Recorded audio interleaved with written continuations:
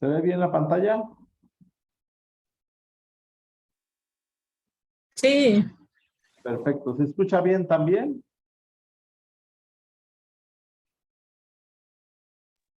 sí, Muy bien, muchas gracias.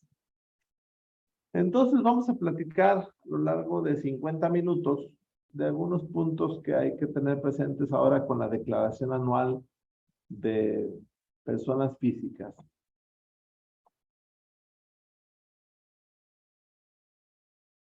Así que vamos a hablar de la discrepancia fiscal. ¿Y por qué de la discrepancia fiscal? Bueno, porque algo que tenemos que cuidar es el aspecto de los ingresos que tenemos que declarar y por qué los tenemos que declarar y cuáles tenemos que declarar. Entonces, primero, ¿qué es la discrepancia fiscal? La discrepancia fiscal, pues es simplemente cuando una persona física tiene más erogaciones que ingresos en un año de calendario, ¿no? Entonces, tenemos que cuidar ese tema porque la discrepancia fiscal, si bien es un tema que se maneja en la ley de renta, también se maneja en el Código Fiscal de la Federación y puede llegar a generar un delito fiscal. Entonces, este delito fiscal, antes iba dirigido solamente a las personas físicas socios o accionistas, o sea, dividendos, ahí a las personas físicas del capítulo 2 del título cuarto, es decir, honorarios y actividad empresarial. Actualmente no, ya la discrepancia fiscal le aplica a todo mundo, o sea, inclusive incluyendo salarios. Entonces, por eso se torna tan importante que cuando presentemos nuestra declaración anual tengamos forma de justificar perfectamente bien el origen de los recursos, porque ahora yo no solamente es un tema de tipo fiscal, sino que se vuelve también un tema de tipo penal por el asunto del lavado de dinero, que ya se contempla como un tema de delito en materia fiscal patrimonial o fiscal penal, por llamarlo de una forma. Para esto es importante esta sencillísima fórmula que es como en lo personal entendemos este asunto de los ingresos. Hay que pensar que a la persona física como que en todo un año recibe N cantidad de ingresos. Entonces, a eso le vamos a llamar ingresos totales. Hay que, para distinguir el tema de eso, dice, mira, yo no le llamo ingreso, le llamo entrada. Ok, llámale entrada, ¿está bien? O sea, una mera forma de cómo denominarlo. Como que entrada presente a recursos. Ahora bien, cuando vemos esto a la luz de la ley nos maneja como ingreso, incluyendo aquellos conceptos que simplemente se reflejan como un incremento patrimonial. Es decir, no solamente lo que vemos en un tema bancario. Si de repente aparecemos con un terreno, oye, es que no se ve cómo lo pagaste ese terreno. Bueno, pero al final del día es un incremento patrimonial, luego entonces tuviste un ingreso. Entonces, aquí por eso es importante esta pequeña fórmula respecto de los ingresos. Así entonces, tenemos que una persona física a lo largo del año tiene ingresos totales, o sea, N cantidad de ingresos, a los cuales hay que restarle, y cuando digo restarle es, hay que ver cómo vamos a justificar eso. Hay que justificar los ingresos que son no propios. ¿Cuáles son los ingresos no propios? Los ingresos no propios son pues, los ingresos que no son míos. Un ejemplo claro de eso lo vemos en los préstamos. Es un ingreso que no es mío, me lo prestaron, pero que ya tiene efecto, porque obviamente muchos nos íbamos por esa salida fácil de decir, ah, es que es un ingreso que no es mío. Entonces, como lo justificamos como un ingreso no propio, el fisco dijo, ah, necesito saber de ese tipo de ingreso. Y así surgió el tema de los préstamos que ahorita lo vamos a platicar. Entonces, son los ingresos no propios. Un ejemplo claro son los préstamos. Otro ingreso no propio muy típico es el de los comisionistas, los mandatarios, o sea, los que hacen pagos por cuenta de terceros, pues. ¿Por qué? Porque es un dinero que reciben, pero que el dinero no es de ellos, es para hacer un pago a cuenta de alguien más, o es para vender la mercancía de alguien, pero recibo todo el dinero y mío solamente es una comisión o un honorario que estoy cobrando por ese dinero que recibí. Entonces, lo tengo que tener soportado. En el caso de un préstamo, por ejemplo, pues con un contrato de préstamo.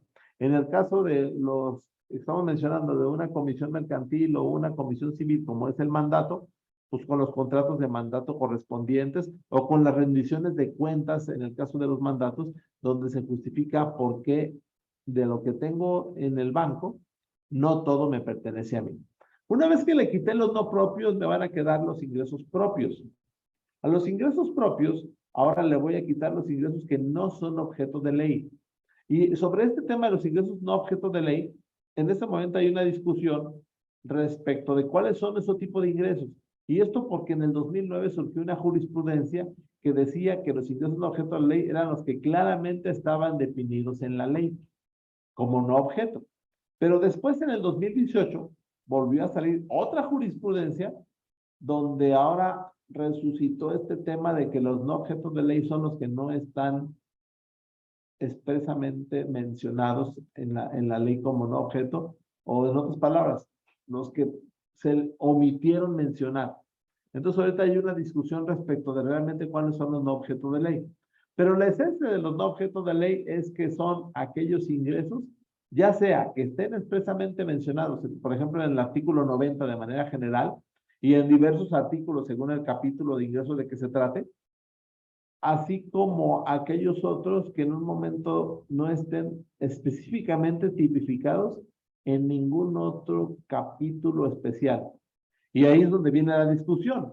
El capítulo 9, que es el que regula los demás ingresos, no lo tiene expresamente señalado todos los tipos de ingresos que pueden llegarse a percibir, pero la discusión es, bueno, si no está mencionado es porque entonces no era un ingreso.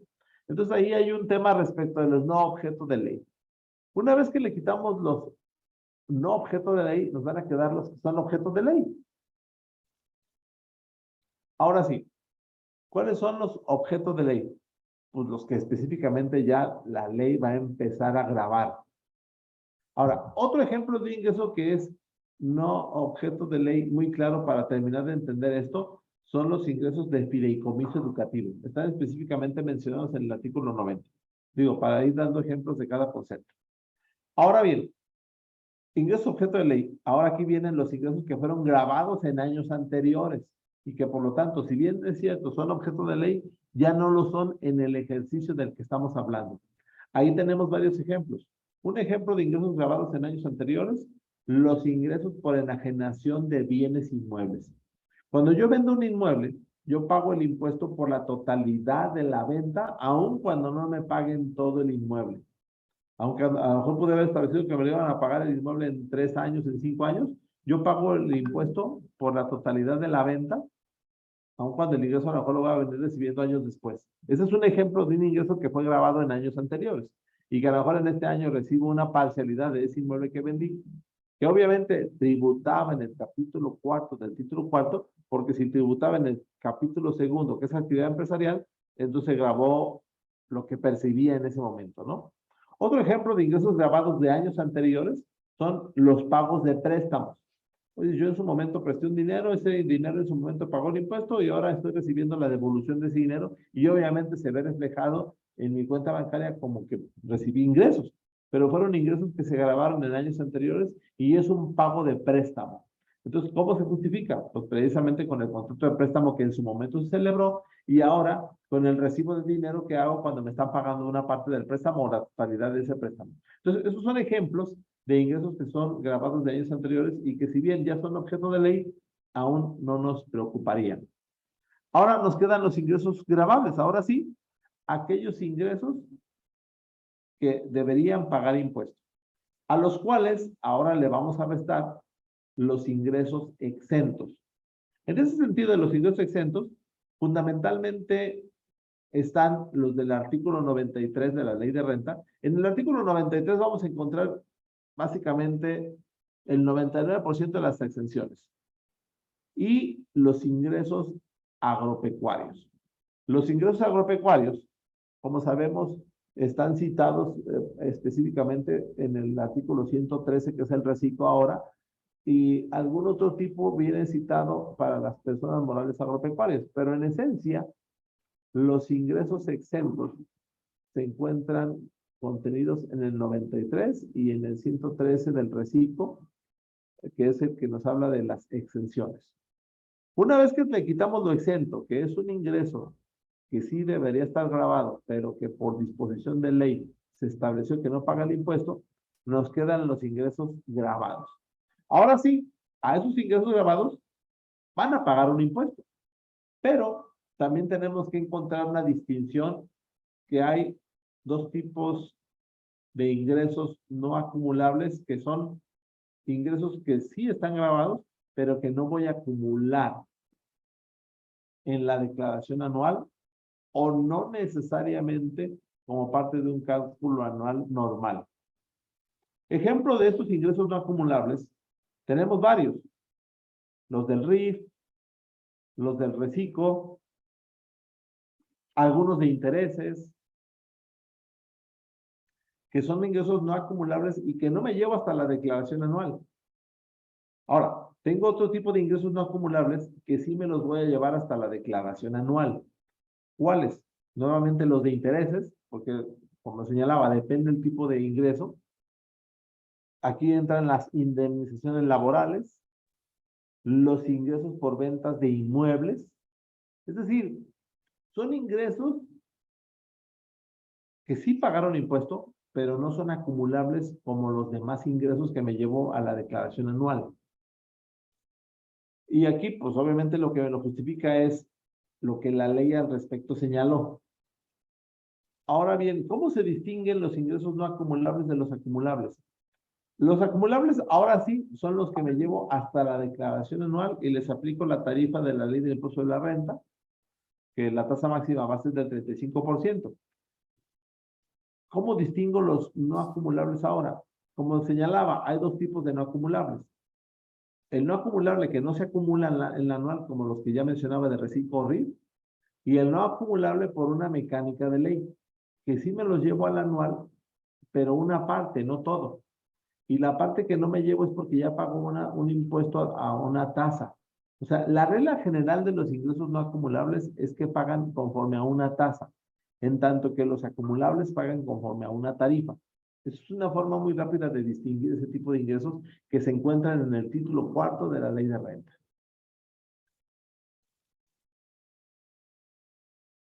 Ahora sí, vamos a revisar cuáles ingresos tengo que declarar y por qué es importante que sean declarados. Préstamos, donativos y premios. Dice la ley, si individualmente o conjuntamente exceden de 600,000 pesos esos tres conceptos, entonces los vas a tener que declarar. En el caso de los préstamos, hay una presunción iuris de iure. ¿Qué quiere decir esto? Que como les mencionaba anteriormente, si las físicas le daban salida a los dineros en los bancos diciendo que eran préstamos, la autoridad entonces dijo, necesito una salida a esto, y fue, si no me los informas, se vuelven ingresos porque no me los informaste. Oye, pero es que no eran ingresos. Bueno, si se te olvidó declararlos, se vuelven ingresos. Por eso la enorme importancia de que los préstamos se tienen que declarar, o mejor dicho, se tienen que informar. Hay un rubro específico en el formato de la declaración anual donde esos ingresos se tienen que informar.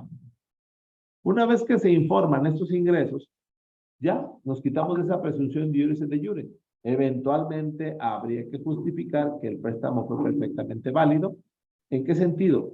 En que la autoridad, cuando te llega una revisión, dice, a ver, quiero ver cuando el dinero entró en tu cuenta bancaria, quiero ver cómo fue que llegó el dinero de esa otra persona que te lo prestó. O sea, llega el momento dado, dependiendo de la forma como se te prestó y de varios aspectos más, inclusive a revisar a que te prestó el dinero para corroborar que efectivamente se trate de un préstamo. Entonces, los préstamos es importante declararlos solo si exceden de 600,000 pesos o si con la suma de los otros dos, que son donativos y premios, exceden los 600,000 pesos. ¿Y qué pasa con los donativos? Igualito que los préstamos. La misma situación. A diferencia del préstamo, el donativo, dependiendo de los montos, regularmente se declara, o mejor dicho, se justifica en un acta notariada, es decir, en una escritura pública. ¿Por qué? Porque los donativos, cuando exceden de cierto monto, según el estado de que se trate, exige la formalidad de escritura pública. Entonces, a diferencia del préstamo, que puede ser un contrato ratificado ante notario o un contrato simple, el donativo tiene que estar en una escritura y le aplican las mismas reglas que a los préstamos para ser declarado. ¿Y qué pasa con los premios? Los premios tienen un tratamiento particular que son ingresos no acumulables. Es decir, pagaron un impuesto a una tasa que era el 1%, pero dice la ley, si ese préstamo, en suma con el préstamo y el donativo, excede de 600,000 pesos, me lo tienes que declarar. O si ese préstamo solito excede de 600,000 pesos, también me lo tienes que declarar. Entonces, esto hace que tengas que poner atención o que tengas que poner cuidado a los donativos, a los préstamos y a los premios, porque si no, se generan los efectos, en el caso de los préstamos y los donativos, de que pierden ese efecto de no acumulación. Por ejemplo, el préstamo, ya dijimos, era un ingreso no propio, bueno, pues se va a volver ingreso propio si no lo declaro. Y el donativo, era un ingreso exento, pues va a perder su exención si no lo declaro. Y el premio, era un ingreso no acumulable, pues va a perder su no acumulabilidad si es que no lo informo. Entonces, esa es la importancia de estos tres conceptos de ingresos.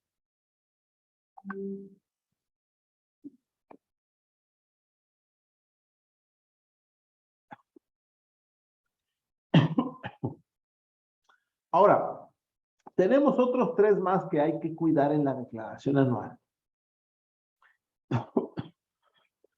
Y son los viáticos, la venta de la casa habitación y las herencias o legados. Si esos tres ingresos que en principio se encuentran exentos no se declaran, pierden la exención que tenían y se van a volver ingresos grabados. Pero a diferencia de los anteriores que estaban supeditados a que individual o conjuntamente rebasen de 600,000 pesos, estos tres están supeditados a que en suma con todos los ingresos rebasen de $500,000 de pesos. Y esto porque los mandó al 150 de la ley de renta. Y en el 150, que vamos a ver un momentito más, habla de $500,000 de pesos. Entonces, si el viático, la venta de una casa habitación, una herencia legado y los ingresos por salarios que percibí, o los de rentas, o los de actividad empresarial, en fin, los diversos ingresos, sumados con estos, ya sea que en el año recibí una herencia legado o la venta de una casa habitación, rebasaron de $500,000 de pesos, los tengo que declarar si no pierden la exención. Oye, pero yo soy un contribuyente que ni siquiera está dando de alta. Y el año pasado vendí una casa habitación en $1,000,000 de pesos. Ahí hay un detalle. Y es que te tendrías que dar de alta en Hacienda sin actividad económica, solamente para poder presentar este dato informativo de que vendiste la casa habitación o que recibiste una herencia, según haya sido el caso, porque si no, pierdes la exención. Ese es lo delicado y la importancia de estos siguientes tres ingresos. Ahora sí, dice el artículo 150 a que hacía referencia precisamente este apartado que acabamos de citar. Dice, si los ingresos totales se rebasan de $500,000 de pesos, y aquí luego empezamos con los detalles. ¿Ingresos totales cuántos? ¿Cuáles? ¿Los totales que veíamos al principio, o los propios, o los objetos de ley? Entonces, ahí es donde empezamos con las complicaciones. Ahora bien, lo que se hace es una interpretación sistemática y contextual de todo esto, y decimos, bueno, propiamente entendería yo que se refiere a los ingresos objeto de ley. Sin embargo, es bueno ser prudentes y en un momento dado, si veo que tengo situaciones que debería de declarar, ejemplo clásico, préstamos. Oye, los préstamos no son objeto de ley. Es más, ni siquiera son propios. Entonces yo creo que sí vale la pena mejor irnos por la interpretación que sean los ingresos totales. Pero aquí hay que tener cierto cuidado porque hay algunos ingresos que aunque los deberías de declarar no haya apartado para declararlos. Es decir, esta fórmula de los ingresos totales básicamente solamente aplica para los 6 que acabamos de mencionar y todos los demás que están citados en el título cuarto, pero no aplica para otro tipo de conceptos que si bien podrías o deberías declarar, no puedes declarar porque no habría un apartado específico para declararlos. Ejemplo de esto es un stock option, que es una estrategia fiscal que se usa a través de acciones. Otro ejemplo de esto es el PROCOM, productividad y competitividad, que es otra estrategia fiscal que no haya apartado para que declares eso. Entonces, ahí es donde el tema se torna un poco complejo, porque hablamos de los exentos, viáticos. ¿Realmente es un exento o es uno propio? En mi opinión es uno propio, porque estamos hablando de que te depositaron un dinero para que a nombre y cuenta del patrón pues hagas una serie de erogaciones. Sin embargo, la ley lo llama exento. La casa habitación ya sabíamos que sí, la herencia ilegal ya sabíamos que sí. Pero ¿qué pasa, por ejemplo, con el sector agropecuario? Con el tema agropecuario, específicamente el reciclo agropecuario. Bajo la fórmula de que rebase de $500,000, recordemos que el reciclo puede facturar hasta 900,000 pesos y no está obligado a nada. Sin embargo, dices, oye, entonces tendría que presentar anual. Bueno, aquí aplica un principio que te dice que hay una regla especial que prevalece. Le pones audio. Luego entonces, Mientras estás checando, pues estás escuchando. ¿Vale? no tendríamos problema. Si gustan cerrar el micrófono porque luego se pierde para los demás. Ahora, Para hacer un movimiento. con los no acumulables. Hay premios que están exentos, por ejemplo. Ahí, ¿qué pasa con esos? ¿O qué pasa con el reciclo? La misma regla del sector agropecuario. Hay reglas particulares. Y en el caso de los intereses, pues hay varias consideraciones, como ya señalábamos hace un momentito, que son aspectos que se tienen que cuidar. Un rapidísimo repaso de esto, porque seguramente habrá a lo mejor algunas inquietudes que quisieran externar y para tener el tiempo de preguntas. O si quieren ahorita un espacio para preguntas antes de seguir avanzando, también con gusto, si no, continuamos. ¿Alguien que tenga alguna inquietud de lo que acabamos de mencionar?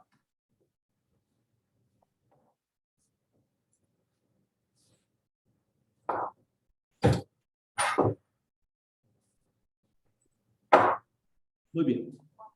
Entonces, parece ser que no. Así que podemos continuar. Un rápido repaso. ¿Qué es lo que nos vamos a llevar en la declaración anual y de qué forma la tenemos que cuidar? Los sueldos y salarios sabemos que se dividen en los salarios y los asimilados. Y hay asimilados de tasa y asimilados de tarifa. Y nos vamos a llevar la declaración anual, pero tenemos que tenerlos identificados. ¿Se puede dividir el ingreso? No, porque son ingresos que son personalísimos. Actividad empresarial, tenemos el tema de honorarios, que hay los esporádicos y los periódicos. Los esporádicos llevan anual, sí. Los periódicos también llevan anual. ¿Se puede dividir el ingreso? No, porque también son servicios personales. Ahora sí entramos en la actividad empresarial y aquí tenemos el régimen general, el régimen simplificado de confianza y el reciclo. Perdón, y el RIF. Y el RIF, que este RIF está ahorita por un tema transitorio todavía utilizándose para ciertos casos donde es conveniente. Ahora, ¿implica el anual? Sí, pero tienen un cálculo anual diferente del reciclo. El RIF tiene cálculo anual, no, porque fue un definitivo. Entonces hay cierta naturaleza en sus pagos. Evidentemente también aquí está el régimen de plataformas, pero que al final del día tiene un tratamiento de tipo de lo que es en general. Bueno, entonces son temas a tener presente aquí en la actividad empresarial. Después tenemos el arrendamiento, donde recordemos que hay reciclo de arrendamiento, pero no tributa en el capítulo 3, sino tributa en el capítulo 2, por la forma como quedó redactado ese reciclo para el tema de arrendamiento. Y también te implica cálculo anual. Lo mismo hay con el tema de las enajenaciones de bienes, que cuando enajenemos un bien regularmente, pues también nos lo vamos a llevar a la declaración anual. También adquisición de bienes implica cálculo anual. Los intereses hay de sistema financiero y los otros intereses también llevan a cálculo anual porque los pagos son provisionales y también se puede dividir el ingreso en estos casos. Los premios, como ya decíamos, hay ingresos exentos y hay ingresos grabados, donde los exentos no van a la cálculo anual y los grabados pues implican un pago definitivo y tampoco llevan cálculo anual porque fue un pago definitivo. Los dividendos, aquí hay todo un tema en materia de dividendos, porque hay los dividendos que vienen de COFIN, los que no vienen de COFIN, los que son préstamos, los no deducibles y los de facultades de las autoridades, y que todos regularmente implican cálculo anual. Hay ciertas excepciones, pero ya son temas muy particulares si nos metiéramos a un análisis a detalle. Y luego vienen los demás ingresos, que ahí habría que distinguir los intereses porque los intereses tienen un tratamiento muy particular porque les puede tocar o el capítulo 6 de intereses o el capítulo 2 de actividad empresarial o definitivamente el capítulo 9 de los demás ingresos. Depende del tipo de ingreso por interés. Por ejemplo, la fluctuación cambiaria, por ley, le corresponde capítulo 9, no te lo puedes llevar a ningún otro lugar. Y lo mismo, pues hay algunos que implican cálculo anual, hay otros que no, y también depende del tipo de ingreso para que se pueda o no se pueda dividir. Ahora, ¿qué tenemos también que cuidar en materia de pérdidas fiscales? El capítulo primero, ¿puede tener pérdidas fiscales? No, porque estamos hablando de sueldos, salarios y asimilados. Ahora bien, si no puede tener pérdidas fiscales, entonces aguas, porque quiere decir que entonces no podríamos tener una discrepancia fiscal o sería peligroso tener una discrepancia fiscal en el capítulo primero de sueldos y salarios. Ahora, capítulo segundo, ¿sí puede tener pérdida fiscal? Sí, sí la puede tener, pero solamente se amortiza en ese propio capítulo. O sea, no puedes mezclar. Capítulo 3, arrendamiento. Sí, sí puedes tener y la puedes aplicar contra todos los demás ingresos, menos el capítulo 1 y 2. O sea, salarios y actividad empresarial y profesional. El capítulo 3, enajenación de bienes, también puede tener pérdidas fiscales, pero aplica igual que en el capítulo 3. El capítulo 5, la misma regla. El capítulo 6, el capítulo 5 era adquisición de bienes. El capítulo 6, intereses, la misma regla. Sí puede tener pérdidas fiscales y las podrías aplicar contra los demás, pero menos el 1 y el 2. El 1 y el 2 entonces tienen un tratamiento muy particular. Capítulo 7, que son premios. Obviamente, por su naturaleza, pues no puede haber pérdida fiscal. Capítulo 8, dividendos. ¿Puede tener pérdidas? Tampoco, son dividendos. O sea, la pérdida la tendrá la moral, no la física. Capítulo 9, sí y no. O sea, depende del tipo de ingreso, puede tener o no puede tener pérdida fiscal.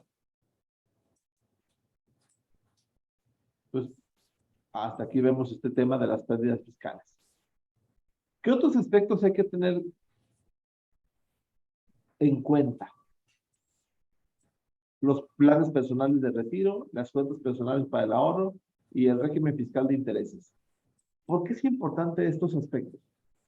Obviamente aquí ya estamos hablando del tema de deducciones personales. Las deducciones personales es todo un apartado muy particular que implicaré otra vez un análisis muy detallado. Y aquí solamente me voy a centrar en los planes personales de retiro como una deducción personal del artículo 151 de la ley de renta. Sabemos que están los donativos, que están los gastos dentales, hospitalarios, o sea, todos los demás deducciones personales del 151, más las de estímulos que vienen en lo de los colegiaturas que vienen por decreto, que también vale la pena tener en cuenta. Sin embargo, hay un tema interesante a considerar. Por ejemplo, hace unos días me decía alguien, es que ¿por qué no me recomiendas que reduzca las colegiaturas? Dije, a ver, esta persona suele recibir ingresos en efectivo. Entonces me decía, si tú quieres deducir las colegiaturas, lo puedes hacer, pero déjame te explico lo que implica que deduzcas colegiaturas. Le decía, tendrías que acumular aproximadamente 300,000 pesos anuales de ingresos para que más o menos puedas manejar el tema de colegiaturas. Ok, 300,000 pesos. De esos 300,000 pesos, vas a pagar un impuesto, más o menos por ese monto anda sobre un 60% un 20-25% de impuesto. vamos a pensar que estés en una tasa del 20%. Ahorita, por hacer la fórmula rápida. Entonces, 300,000 pesos por el 20%, vas a pagar 60,000 pesos de impuestos. Ya te quedaron 240,000 pesos. Ahora, las colegiaturas tienen también sus asegúnes. Dije, vamos a pensar, tienen varias reglas. Ahorita por rápido vamos a pensar que puedes deducir 40,000 pesos. Entonces, deduciste 40,000 pesos de colegiaturas. Ok, de tus 300,000 pesos deduciste 40,000 pesos. Regularmente, lo que recuperas es de esos 40,000 que metiste, el 30%. 3 por 4, 12, o sea, como 12,000 pesos. Entonces vas a recuperar impuestos como por 12,000 pesos. Pero ya pagaste 60,000 pesos de impuestos. Cuando de la otra manera no. Y ella me dijo, no, pues entonces no me gusta. Y dice, oye, pero entonces, ¿por qué tanta gente me decía esta persona de hecho fue ayer? Entonces, ¿por qué tanta gente quiere meter deducciones personales? Le dije, mira, no es que la gente quiera meter deducciones personales. De hecho, como regla general, la deducción personal casi no conviene. Sin embargo, hay un capítulo donde, aunque no convenga, es necesario hacerlo. Y es el capítulo de salarios, el capítulo 1, porque ahí están obligados a pagar sí o sí el impuesto. Entonces, ya que no les queda de otra, pues mínimo hay que buscar una forma de recuperar algo del dinero. Entonces, el capítulo 1, que es el de salarios, ahí sí es bueno que busques meter deducciones personales para tratar de recuperar algo del impuesto que se pagó. Porque al final del día, ya te lo tenían que cobrar. Y si cuidas ese tema, pues ya eventualmente no te ves tan sangrado en el tema del impuesto. Recuperas pues por lo menos una partecita del total que pagaste. Ahora sí, ¿por qué es importante hablar de los planes personales de retiro y de las cuentas personales para el ahorro? Algo muy sencillo. Los sistemas públicos de salud son insuficientes para el tema de una pensión digna a futuro. Luego, entonces, si tienes la posibilidad de crear esquemas fiscales que te generen ahorro en este momento y que además te garanticen un retiro más digno, hay que hacerlo. Esa es la razón por la que se torna importante el tema de planes personales de retiro y de cuentas personales para el ahorro. Explicado eso, el artículo 151 te dice que es un plan personal de retiro. Y fundamentalmente te dice, mira, es un plan personal de retiro, aquellas cuentas o canales que estableciste para que te administran recursos para que cuando llegues a los 65 años o si llegas a invalidez o incapacidad, te puedan dar este dinero. Entonces, para que eso se pueda dar, obviamente el plan personal de retiro debe tener una autorización de parte del SAT. Ahora sí, ¿y en qué consiste este plan personal del retiro? Es una deducción personal que tiene un límite. 10% de ingresos acumulables del contribuyente sin que exceda de 5 UMAS elevadas al año. Algo así como 100,000 pesos. Entonces, estaríamos hablando de que si recibes medio millón de ingresos al año, puedes destinar 50,000 pesos a este plan personal de retiro. Y esos 50,000 es una deducción personal que puedes meter sin que necesariamente implique los otros tipos de deducciones personales que fueron gastos. Esto no es un gasto, es una inversión que estás haciendo a futuro. Esa es otra gran diferencia de las deducciones personales en general. Las deducciones personales en general son gastos. Y esta no es un gasto, es una inversión. Estás invirtiendo para pagar menos impuestos y garantizar una pensión futura. Por eso la importancia de hablar de este tipo de partidas. ¿Qué pasa si hago retiros anticipados? Aquí hay un tema de interpretación porque dice la ley, si retiras recursos antes de que cumplan los 65 años o los requisitos para los cuales tenés este plan personal de retiro, el retiro se va a considerar un ingreso. Así lo dice la ley. Sin embargo, en el capítulo de los demás ingresos te dice que si haces este retiro, vas a considerar como ingreso el total de las aportaciones. Entonces, aquí ya hay un tema de discrepancia de disposiciones, lo que se le conoce como una antinomia. Esta antinomia, ¿cómo se suele resolver? Bueno, hay varios principios. Ahorita, en ánimos de tiempo, les diría, la forma como se resuelve es pues hay una norma especial que te regula el tema. Y la norma especial es el 142. Entonces, considerar ingresos la totalidad. Por eso la importancia de que si es un plan personal del retiro, de verdad vas a cumplir la meta que te implicó ese plan personal del retiro. Ahora, cuentas personales para el ahorro. A diferencia del plan personal del retiro, la cuenta personal para el ahorro es un estímulo fiscal.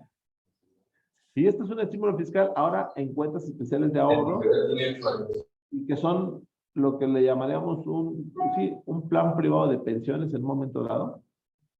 De hecho, recientemente se publicó también un criterio con el tema del plan privado de pensiones, pero de aquellos plan privados de pensiones que se hacen como estrategia fiscal únicamente para pagar sueldo.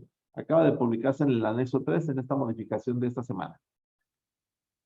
La diferencia de este esquema es que estos son esquemas donde de verdad se va a meter el recurso en alguna sociedad de inversión y aquí no hay un tope de porcentaje, sino un tope de monto. Es decir, tú puedes meter hasta 152,000 pesos. En un momento dado, esos 152 pueden representarte el 20, el 30, el 40% de tu base gravable y lo puedes generar para generar precisamente un tema de un ahorro, pues.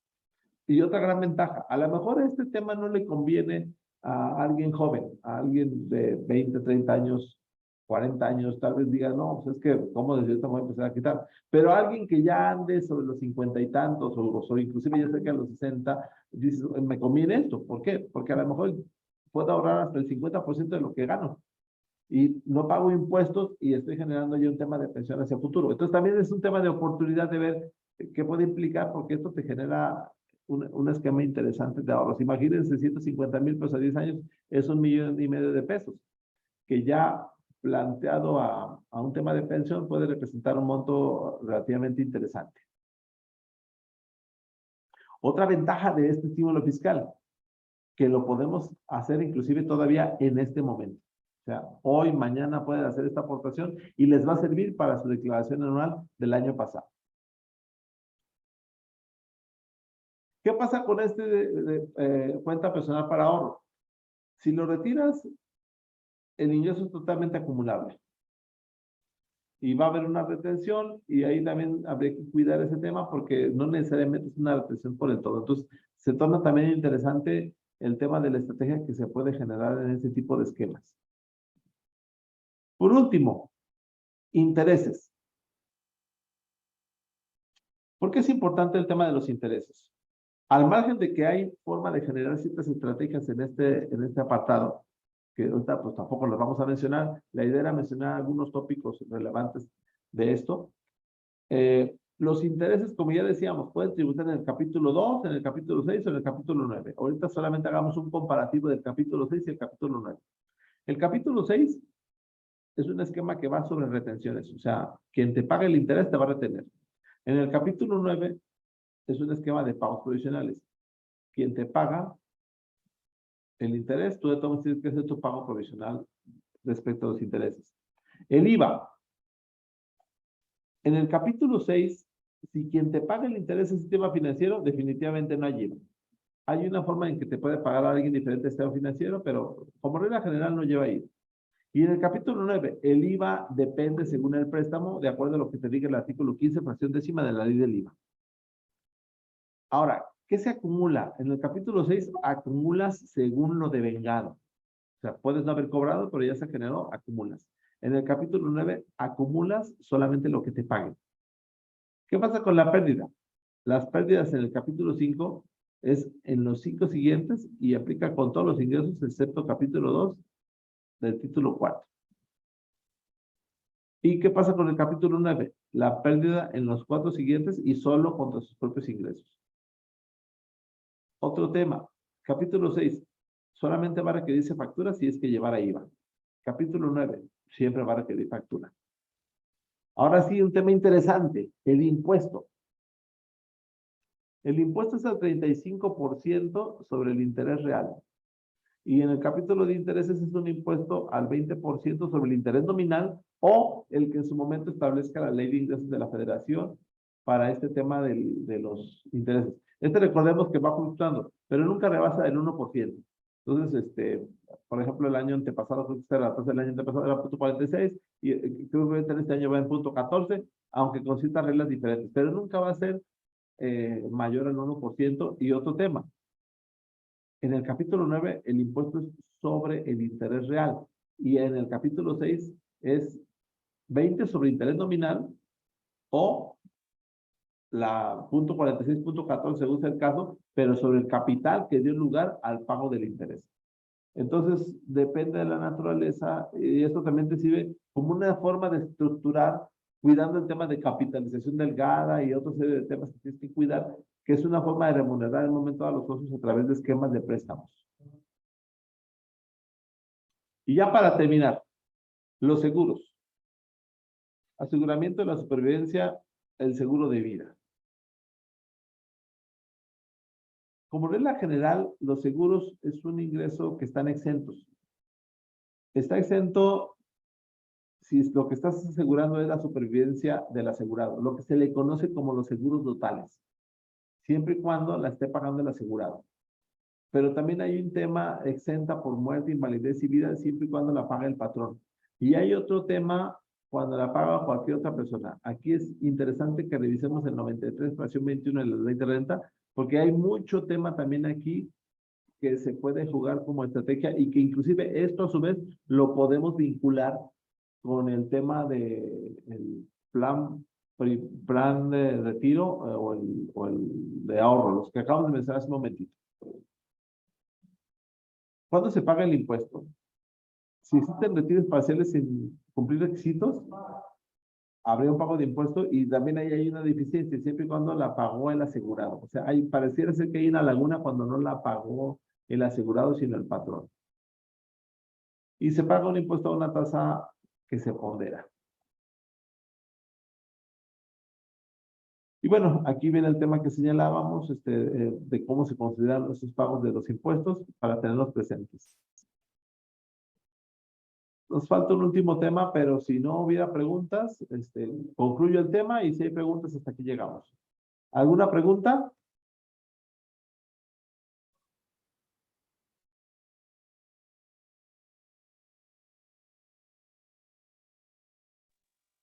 No, maestro.